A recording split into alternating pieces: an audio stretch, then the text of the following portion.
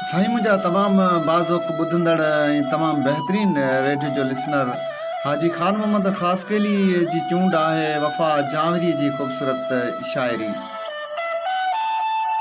ॻोठ जे लहंदड़ शामनि में अक्सर मिलंदा हुआसीं, खूह ॾे वेंदड़ रस्तो पाण खे अची मिलाईंदो हो।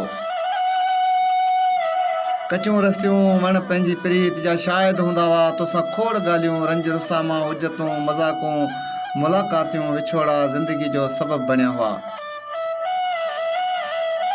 हाणे त हुन ॻोठ मां समूरा घर लॾे विया ऐं तुंहिंजे हथनि ते लाड़ जी मेहंदी लॻी हुई ऐं मूंखे थर जूं रातियूं पाण सां गॾु खणी वयूं। विच में हिकु दूरीअ जी मुसलसिल वॾी दीवार अची वई ऐं मुदतूं गुज़री वयूं, ज़माना लंघे विया, वक़्तु बदिलजी वियो, ॻोठ फिटी वियो, अॼु ताईं न मिलियासीं।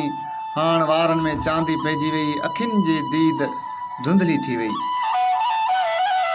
ऐं हीणा हॾ थी विया आहिनि ऐं को पतो कोन्हे त केरु किथे थो रहे।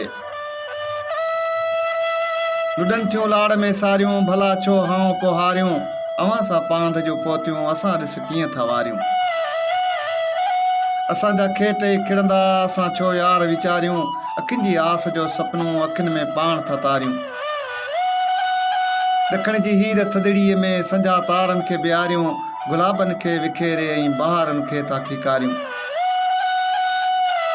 लुॾनि थियूं लाड़ में सारियूं, भला छो हाऊं पोहारियूं।